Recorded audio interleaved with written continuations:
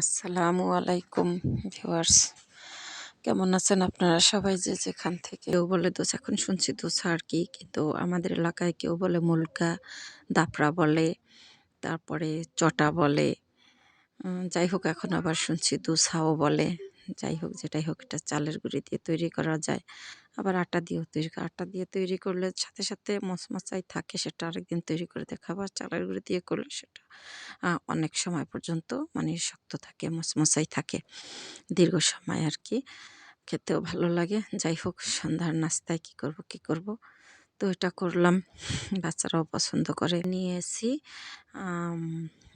একদম ফ্রিজ থেকে নামানো এই চালের গুঁড়ি, তো সাথে সাথে বানাতে হবে। কি করব, তো এটার সাথে লবণ দিয়েছি আর নেড়ে চেড়ে শুকনো করে তারপরে গরম পানি দিয়ে বেশ কিছুক্ষণ ধরে মাখিয়ে নিয়েছি।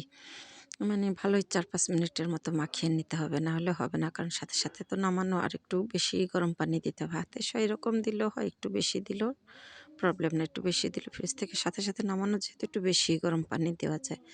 যাই হোক, দিয়ে তারপর সুন্দর করে কয়েক মিনিট ধরে মাখিয়ে নিয়ে তারপরে হাতটা ধুয়ে নিলাম। তারপরে যে চামিচ দিয়ে আর কি এভাবে নেড়ে নেয়, যে দেখছেন এরকম থিকনেস হবে আর কি গুঁড়িটার, এই যে দেখতে পাচ্ছেন এরকম থিকনেস হবে। এরকম হলে তারপরে তাওয়াটা চুলায় বসিয়ে দেবো। আমি যে কোনো তাওয়াতেই বানাই, কড়াইতেও বানাই, আবার দস্তার যে তাওয়াগুলো পাওয়া যায় এগুলোতেও বানাই, লোহার তাওয়াতে, আমি সব কিছুতে বানাই। আমার ঘরে যা আছে ফ্রাই প্যানেও বানাই আর কি, যখন যেরকম হয়। এভাবে দেখে নিতে হবে, ভালো গরম, যখন তাওয়ার উপর দিয়ে ধোঁয়া উঠে যাবে এরকম গরম করে নিতে হবে, মানে ভালো করে নিতে হবে, নাহলে উঠবে না।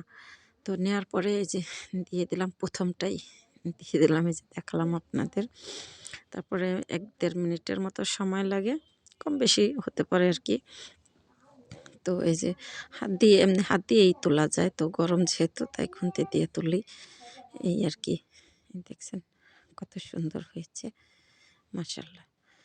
আমি এটা মাঝে মাঝে বানাই, কিন্তু কখনো শেয়ার করা হয় না আর কি। তো আবার মাঝে মধ্যে একটু শেয়ারও করি, কিন্তু ভয়েস দিয়ে সুন্দর করে মানে করা হয় না। ভুল ত্রুটি ক্ষমা করবেন, আমি এত মানে ভালো করে কথা বলতে পারি না। এটার জন্য, খাওয়ার জন্য আমি বিশেষ কিছু করিনি। তো দুপুরের খাবারের তালিকায় মানে ভর্তাও ছিল, ঘন ডাল ছিল, তো এগুলো দিয়েই বাচ্চারা খেয়ে নেবে আর কি। আর বিশেষ কিছু করব না এটার জন্য।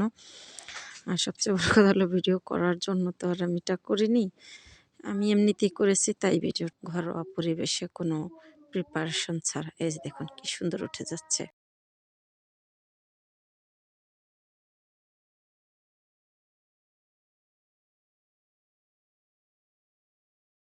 এই যে দেখুন কি সুন্দর উঠে যাচ্ছে, হাত দিয়েই তোলা যায়। আজকের ভিডিওটা এই পর্যন্তই, সবাইকে ধন্যবাদ, আল্লাহ হাফেজ।